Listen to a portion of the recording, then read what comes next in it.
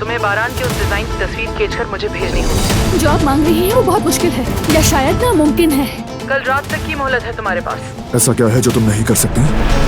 जवाब दो मुझे।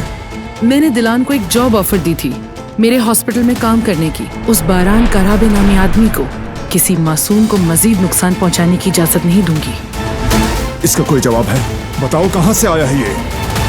मुझे आप नहीं चाहिए, चली जाएं, क्योंकि आप मेरी अम्मी नहीं हैं। वो कंपनी जो लॉन्चिंग हैंडल कर रही थी वो चाहती है कि प्रेजेंटेशन पहले दे दी जाए। कब तक चाहिए? सिर्फ 2 दिन बाद। मैं उस डिजाइन की तस्वीर कैसे हासिल कर सकूंगी? क्यों आई हो? मुझे पानी चाहिए था। लीजिए, हवेली की नौकरानी और घर का मालिक रात के इस पहर किचन में। तुमने तस्वीर तो देख ली। मैं बारान से एक सांस के फासले पर हूँ। अगर तुमने मजीद वक्त जाया किया तो अंजाम की जिम्मेदार मैं नहीं होंगी।